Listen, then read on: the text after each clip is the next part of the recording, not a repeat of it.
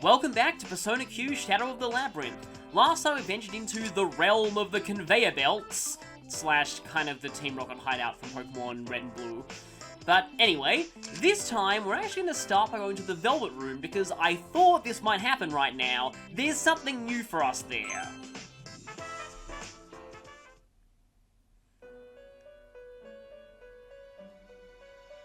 So whenever this happens, you're going to get a unique scene. Welcome to the Velvet Room. Do you have business with Marie? She's out on an errand right now. Please wait here until she returns. I've sent her to check on Elizabeth and Theo. Which means she's probably having Theodore get her shaved ice by now. It's not an important task, but she seemed to be suffocating here. Yeah, Marie, you'd often have to take her outside the Velvet Room Persona 4, because she does tend to get bored if she's just restricted to one place. I love this kind of zombified way the protagonist looks down during these scenes. It happens every time. Because yes, this will be a recurring thing at various points in the game. Oh, what's that? Could she have dropped it? It happens from time to time. Why do I get the feeling you had something to do with this?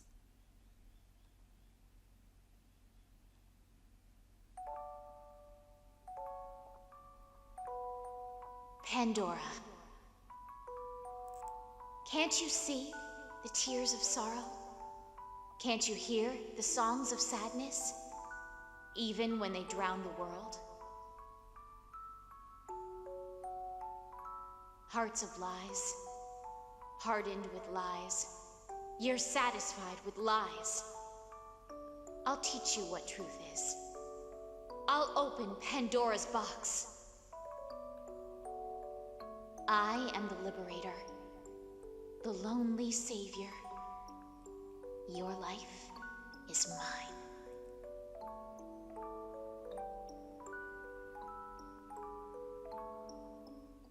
Well, okay then.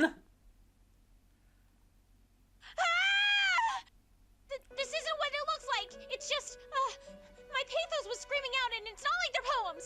I mean, why'd you read it? Your selfishness is drowning the world. Stupid, I hate you, worst liar. Don't read people's private stuff. Why was it on the ground anyway? It doesn't make any sense. I feel like we all know who the culprit of that was. In any case, what would you like to do? And I love how Margaret just says that after that happens. So, Marie's poems, they're kind of a running gag, and all of them are extremely bizarre. Funny thing is, I actually have the Persona Q art book, and it has Japanese transcriptions of all the poems in the game. I want to see if I can try translating them on my own time to see if they make any more sense than the English versions. I'm guessing they don't. The majority of them are incredibly weird, like that one that had the word lies in 3 consecutive lines. That's not the weirdest of her poems by far though, but anyway. I don't know, some people don't like them. I personally tend to find them hilarious. I think we're meant to find them funny. They're supposed to be deliberately over the top and kind of ridiculous. But anyway, do we have anything new we can fuse here?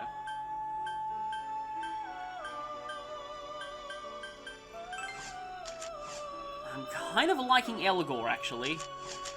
Though I could pass down Frostlink to Jack Frost. And we've got quite a few things we can pass down from you, although I do like Jipurgeki, because we're encountering a lot of those cherub enemies who are weak to winds. Chimera Yatagarasu. How close is Yatagarasu to learning Lethargy? So, decently close. With the lack of social link bonuses in this game, it takes a long time to level up personas unless you encounter gold shadows. But anyway, I think now we can do some of these. I'm just going to call them base conversations for the rest of this game, because that's pretty much what they are. Oh, leader! Ken, I feel like you're a bit too young to be learning about that kind of thing.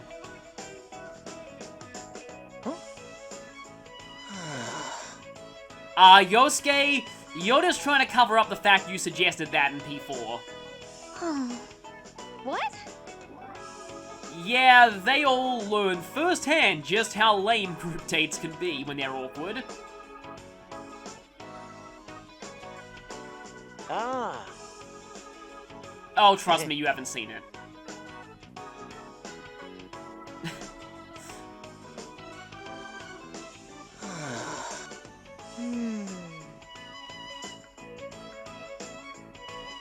Wow.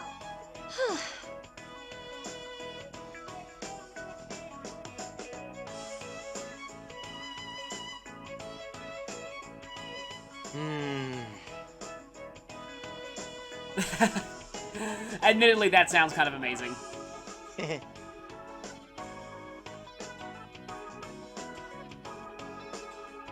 can't be serious. I'm just trying to decide which is weirder, the P4 school or the P3 school. I kind of feel like the P4 school is probably stranger, because it has a student who's obsessed with riddles, one of its teachers is wearing an Egyptian headdress the whole time, one of the teachers has a puppet. Yeah, Persona 4 school is definitely weirder. I mean, most of the teachers in P3 are pretty normal, apart from the guy who's obsessed with the Sengoku era and, Mr. Edagawa. Hey! Oh no, please don't let Teddy in on this conversation. Yep, Yosuke has the exact same thought that I do. What?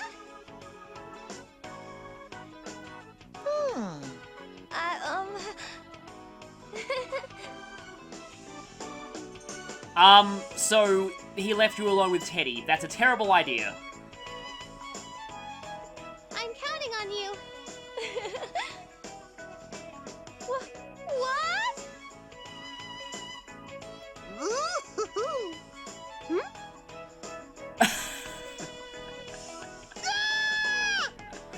That is probably one of my favorite Teddy-owned moments in the entire game. That's probably a good thing. Don't learn what a group date is from the P4 cast. It won't end well. It's funny, every time I say that, it sounds like P4 cast, like weather forecast. But anyway, Teddy's secret exposed. Oh no, not Teddy again. Kanji seems troubled because Teddy is getting attention. And you know that Teddy in this game does not deserve to be getting attention at all. Hello. Oh, I remember this one. True.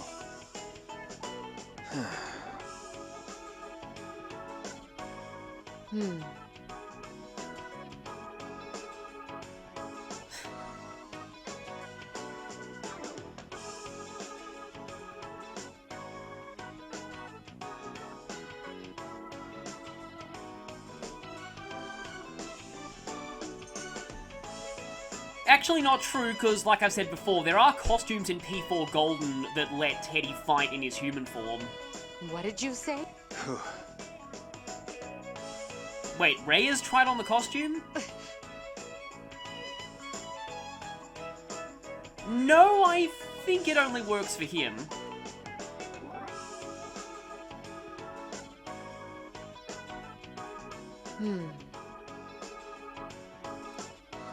Well, some shadows are capable of advanced strategies, in some circumstances.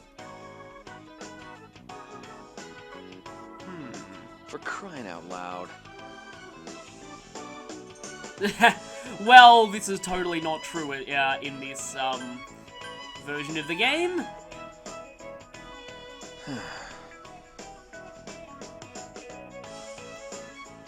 Yeah, I've actually been trying to figure out what the D&D stats of the Persona 3 cast would be, and I kind of feel like Mitsuru would have 20 intelligence, but extremely low wisdom, thanks to her being incredibly sheltered, and just also the fact that she is very academically smart, but doesn't really know a lot about, basic topics sometimes. But yeah, she does tend to be super serious all the time. But when the younger members of the party aren't around, she can kind of be a little bit more like this. Whoa! Well, Shinjiro's kind of a special case. But with all that done, we are healed, right? Yes, we are. And I did sell my items, right? Alright, do I have this? The Edge Luck Reverse. Swapping agility and luck is... it depends on who you're equipping it to. There are much better luck reverse items in the game, but for example, for Gary Stu it doesn't really have much of an effect. However, I actually do like giving it to Chie because that does bump up her agility very slightly. If we use it on Teddy, he actually becomes decently fast, but then his luck becomes terrible. That's not necessarily a bad idea, though.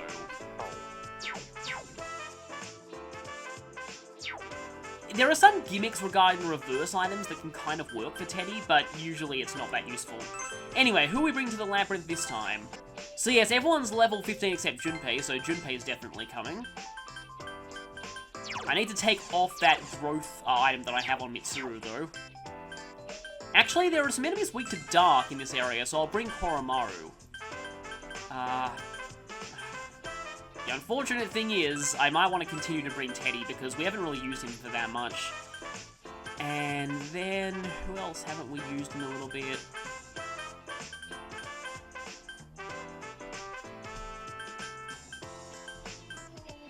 Yosuke didn't get a lot of attention last time.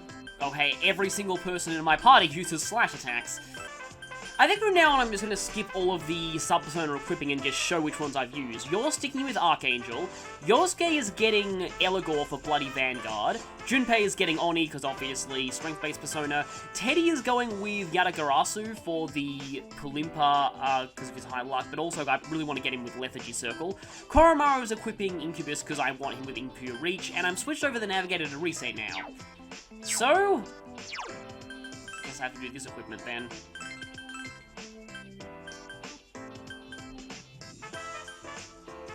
Edge Luck Reverse kind of turns Yosuke into a sadly better version of Teddy. I kind of have a slight thought here. Since I already have Yosuke filling the speedy niche, I can actually swap this onto Koromaru to give him a really high chance of inflicting instant death on things. And here's what I got for equipment. I suppose since you're the lowest level, you might as well take Growth 1.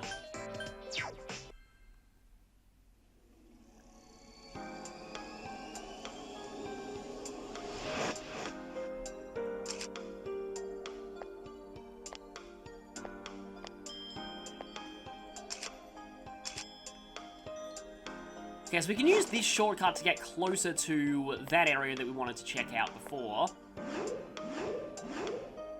Okay, so more arrows to mark in.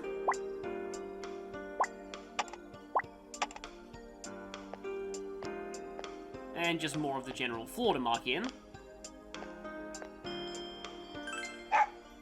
And this is an actual secret passage, which leads to a treasure chest. So I probably should have done this on my last visit. Let's check out what that Osuna sword is. Is that for you? Yes, it is. Magic Bind and 1 power. I already reaped the penalties of Junpei having a low power weapon before, but a chance of Magic Bind is kind of nice. This weapon also works on the Persona 4 protagonist. I suppose I can keep that on you for now, but I kind of want to just buy you a stronger weapon later on. So yeah, now this area is pretty much fully explored. So we can head back through that previous selection room of Destiny. It's now currently inert, so to speak, but...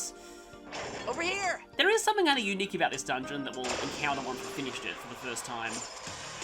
There are 2 enemies. Chidorita's the only idol for me. Wow, okay then. 1, I'm glad that you're saying that, because I love that ship. But 2, that's completely hypocritical considering a certain thing that happens later in this game that I'll get into, and I'll be sure to really, really rant about that, trust me. Yeah. Anyway.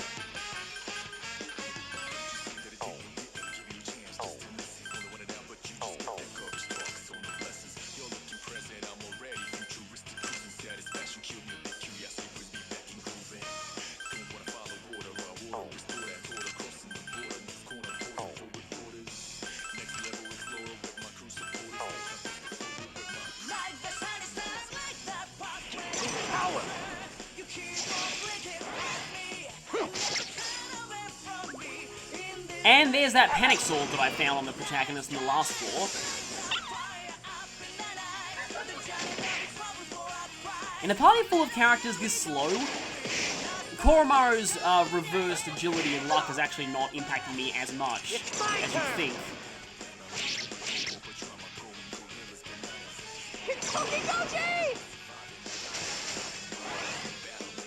Let me have a shot. Get ready for this.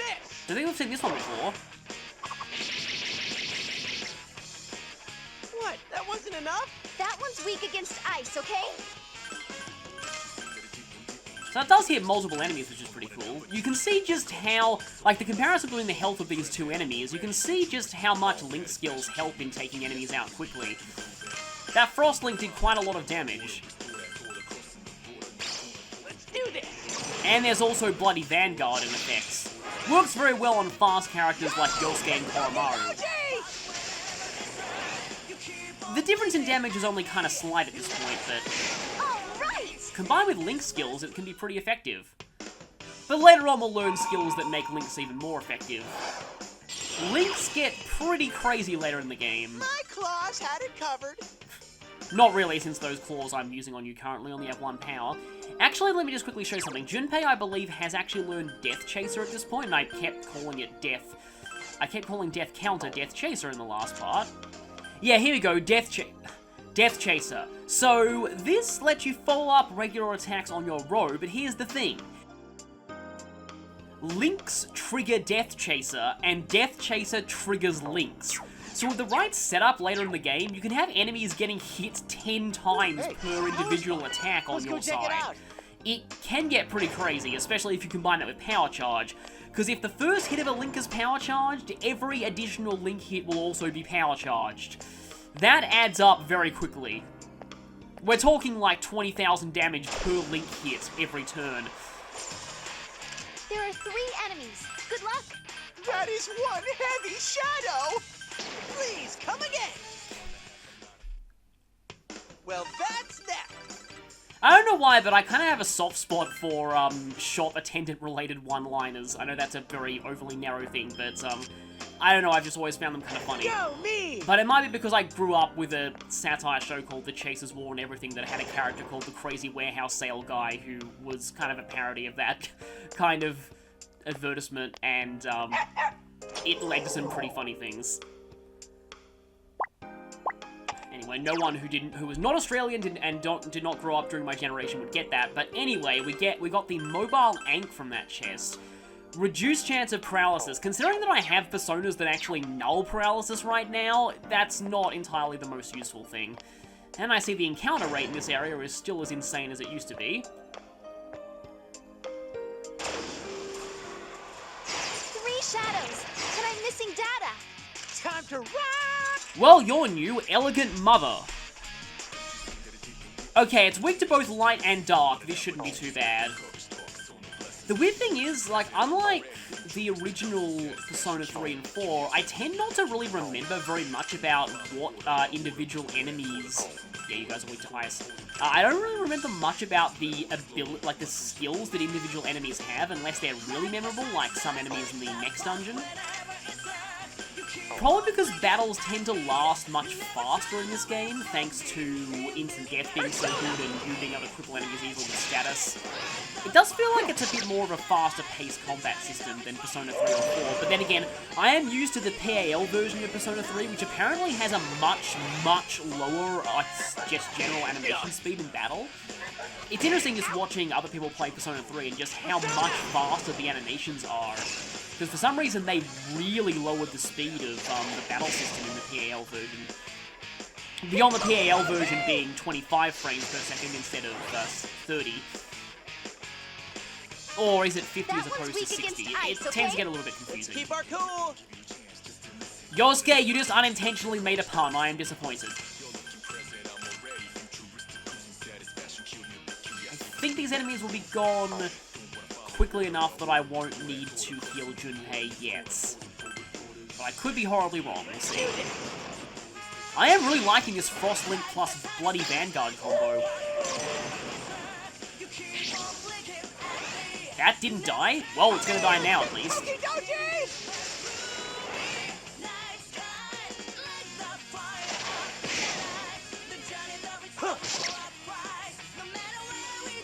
Oh no. Well, at least that all hit the one person.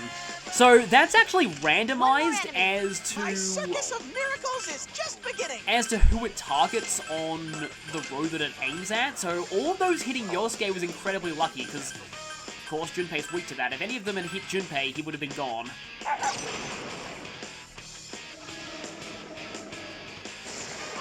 It's kind of interesting how another game that I'm playing right now, Devil Survivor 2, also has dance elemental skills, but they work pretty differently there. They're kind of overpowered in that game, but they also cost a lot of MP early in the game. Junpei-san, are you okay? It's going to be bad if you don't get healed. Oh, don't worry, I'm on it. And this is why I use the Medea skill card on the protagonist, so that I always have access to healing no matter who I bring to the dungeon. I guess one thing that I could also mention is that, there's a cutscene here. We'll talk about that later. Oh, it's this cutscene! Right, I have a lot of things to say about this cutscene. Yes? How may I help you? Given the structure of those joints and your equipment, are you... I am Aigis, the last of the anti-shadow suppression weapons. Well, you only think that, but Persona 4 Arena. Anyway. I am a humanoid robot. So you really are a robot. What incredible technology. Just how... So, some of the few times Naoto drops her stoic facade is when dealing with technology. May I touch you? Please rephrase that. It is possible to poink as well. Poink? Specifically my head. Oh, no, please don't. Naoto's totally fascinated with her. You okay with this, Kanji? I can't beat poinkin'. Me too! I can poink my newborn self, too! Why don't we see if your head poinks off as well? She's so evil. Isn't that the same thing, though? What's boinking? Can I do it? From the context, perhaps it means to make something come out. I see. Hey, ta-da! Poink! She seems to have an endless supply of those. That's a bit of a secret. It could have been my pocket, but I already have a cookie in it. And other things like cupcakes and anmitsu, but oh, anmitsu ice cream is definitely the best! Ray's food hammer space works in mysterious ways. I think we should just not question this. Let's eat this and keep going! I'm not entirely sure how healthy it is to eat something that's been in hammer space, but anyway. Yeah, that. So, this is one of those instances where I think this game's translation is very good overall, but this is one of those rare cases where something kind of got lost in There translation. are 3 enemies. Good luck! I'm counting on you, leader! I suppose I can continue to talk about it in this battle. So, I've looked up online, and there's a lot of game FAQs topics where people are asking, what the heck is poinking? What does that mean? So it seems that most people didn't really get it, and I didn't either. I had to look up what the heck that meant as well, and why people were reacting so weirdly. So it's another case of Japanese onomatopoeia, and often onomatopoeia are kind of ambiguous in what they mean. So in that case, it could have meant several things based on the context. Okay, do I either go for the Cupid or the... I'll go for the book, actually. But anyway... Go, Jiraiya! You'll see this make a bit more sense when we see the stroll/base conversation that talks about it, but pointing can be used to refer to onomatopoeia for popping off a bra. So that's partially why some people reacted as if it was a sexual thing. But it's another case of Japan having a lot of different onomatopoeia, and often they mean a lot of different things. Japan also has a lot of homophones, or sound the same but mean different things, so it could also be a case of 2 separate onomatopoeia getting confused here. We did it! This scene, to sum up, kinda got lost in translation a bit. Oh, you're back. Need to remember not to register Our you. victory broke the sound barrier! You know, I was about to make a joke about that M&M's racing game, but then you turned that into a bear pun, and that just completely distracted me. Let's go already! But after that little interlude, we actually have a new type of FOE here. Huh. It's a shiny FOE! Huh? Speaking of which, some people were actually talking in the comments, they were wondering how a Pokemon and Etrian Odyssey crossover would work. It's actually not a bad idea. No, let's not fire back. Wait. So it works the exact same way. It turns in place and doesn't move. However, its arrows have a very different effect, as I'll probably try demonstrating now, because thankfully this is a relatively safe area to do so. This is also quite a wide open room. So as you can see, the FOE is turning around.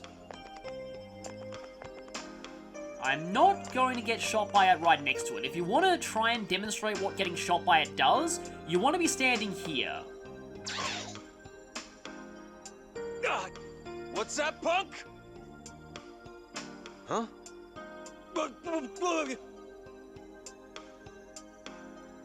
This is... Huh?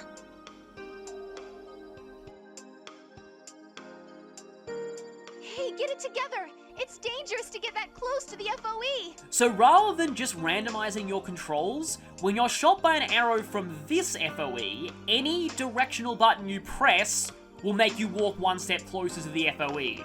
So these arrows outright pull you in, but the effect goes away after 3 spaces, like that. You have to be careful not to get comboed by it, since that is very possible if you're not careful. So this FOE is a lot more dangerous than the one on the last floor. Something about these FOEs, though, is these ones are extremely easy to get preemptive strikes against, since they just turn around in place. It's very easy to have them with their backs facing to you. Gotta make sure to step on every tile. Okay, there we go. And I'm gonna go ahead and mark this FOE because we won't be able to see it after we leave the labyrinth. So from now on, we need to be careful of those types. I think we are definitely getting stronger. The enemies in this labyrinth aren't posing as much of a threat to us. But there will be more that show up later. Oh, hi there again, Bondage Angel. Interestingly enough, Devil Survivor 2 does not use that design for Angel.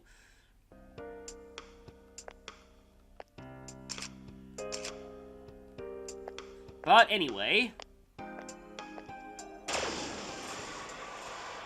well, we got an encounter. There are 3 enemies. Good luck! Do this! Come here, Kentucky Doji! And the battle is over! As you can see, Link's skills are pretty effective.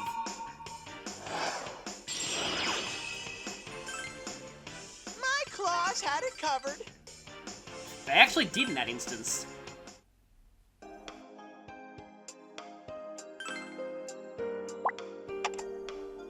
Ah!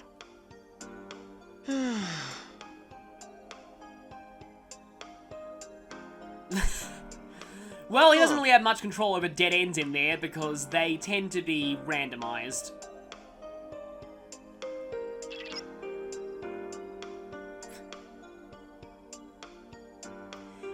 Yeah, so this thing with Fuuka, I said this back when I played Persona 3, but I always felt that Fuuka being good with computers was an aspect of her character that was very underutilized in Persona 3.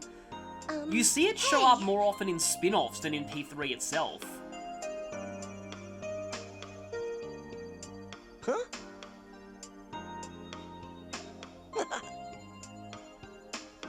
Huh? Oh no. What? Oh, man!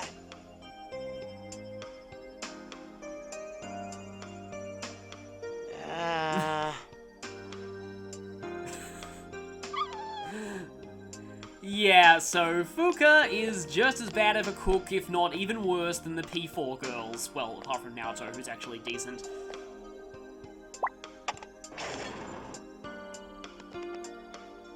And that thing's back. Forget the name of that FOE exactly. But yeah, what I was saying is... there's an FOE! Not that. What I was saying is that... that tangent that I was going on before I got interrupted by pointing is that there are actually a lot of different, like, I've been seeing stories in the comments about the kinds of personas that people use to get through this dungeon. Some people have used Raiju, they found that very effective. I'm trapped. I should have paid more attention. Yeah, this is one of those situations where, I could use a Goho M now, but I haven't actually got a... Yeah, there's... This part of the dungeon, there's not a shortcut back to earlier for a long time. I think I'm gonna have to just brave it. No, it's dangerous Yeah. over there. Gotta be careful of that. Don't get trapped in corners. Oh no. Well, at least we An didn't have an FOE. enemy advantage. Hurry up and run. I'd like to vote for running away. I'd like to vote for that too. Ouch. Of all people, Teddy was the one who succeeded? And yeah, here you don't get snapped back to your previous location when you run into the FOE, which is good, because otherwise we continue to be trapped. But there are also conveyor belts here. What I was saying, though, is... It seems like there are a lot of different,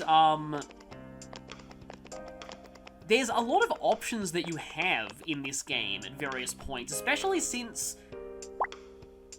which personas that you fuse is not restricted by... You gotta be really careful about these conveyor belts. Is not restricted by social links like it is if you're on a max social link run in one of the main Persona games. Uh-oh. Hey, aren't you being sucked towards the FOE? Weirdly enough, we were No, forced to get into an an FOE. advantage with it, which Hurry means up we get a and free run. escape. Dude, we definitely gotta get out of here. Sorry I keep getting interrupted, but it is pretty interesting to just see all the different personas that people like using, and yeah, the way that I get through these dungeons is probably going to be very different to the way that other people get through these dungeons. And even though some tactics in this game aren't that useful, and there are definitely a lot of overpowered options, this game is definitely pretty good about giving you right? a lot of different options, and of course, different people will have different skills fused down onto personas, so it's kind of interesting seeing all the different ways that people play this game. But anyway, this dungeon loves giving you armor, I found that, and Charming Get-Up's pretty nice too. So yeah, this one gives you an increase in strength and agility and has a pretty solid amount of defense, but you know what, I'm pretty sure Gary Stu calls dibs on that. But also mainly because I like giving my protagonist a lot of armor. I suppose Yosuke can take that, because it's not like Koromaru can. And Teddy, well, I mean, I'm so sorry, but Teddy doesn't really deserve it. Something to note about this FOE, though, is that spaces moved over via conveyor belts do not control the FOE's movement. So you can see there that the conveyor belt caused me to move 2 spaces, but this FOE didn't turn twice, it only turned once for the space that I stepped over the non-conveyor belt tile. For example, watch this. There, the FOE only turned once as well. Now, the fact that tiles that forcibly move you don't count for the purpose of FOE movements, that's going to be very, very important in the 4th dungeon for a certain type of FOE. But here, just remember that trait for later.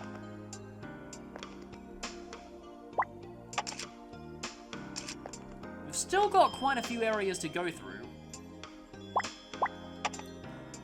And a few more shortcuts that lead to places we haven't been before. However, this should take us back to the start of the dungeon. So we have opened up another shortcut, so that's definitely progress. And we are 84% of the way through this floor. This floor actually goes by pretty quickly. I'm almost wondering whether I should actually keep going, because I mean, there's been a decent amount of exploration in this episode. I suppose, though, given that we're this close to here, I might well go back and save.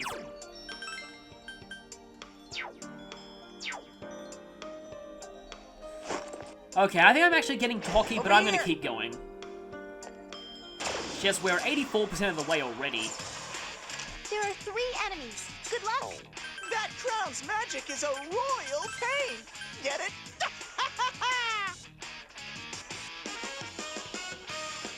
If you could just see the look on my face right now, I just have the biggest I'm so unamused look on my face right now. Somebody please punch Teddy so I can add to the Teddy own count.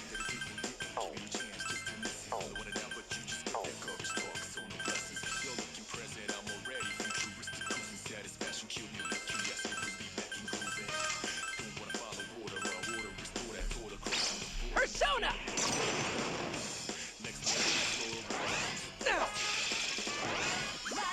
Well, that's the downside of these weapons. You get a crit with them, you don't do very much damage.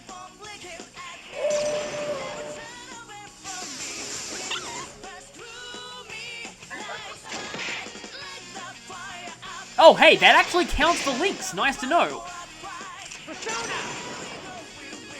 I was wondering if it did or not.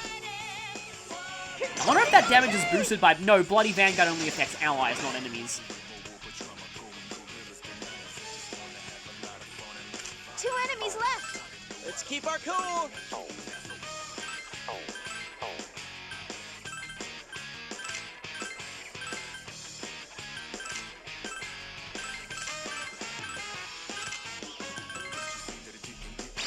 Orpheus. Go! Kentucky Doji! Persona!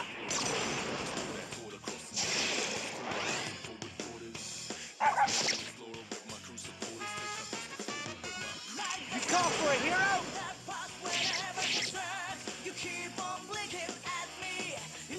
That one's weak against ice, okay? I'm ready to cut loose.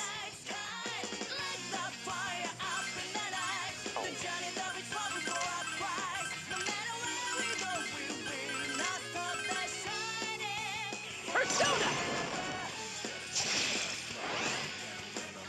Orpheus.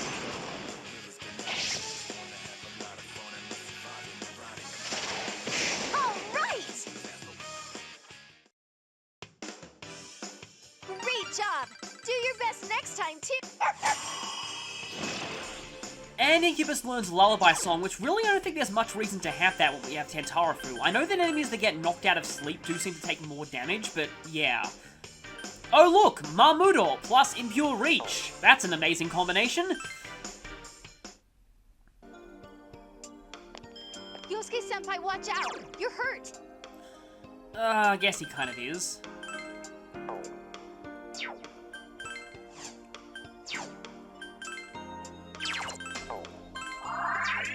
Did I just accidentally heal? I accidentally healed twice, didn't I? Well, that's not good. Gary Sue's gonna have to rely on his sub-persona for SP from this point on. We're getting close to another selection room. Very close.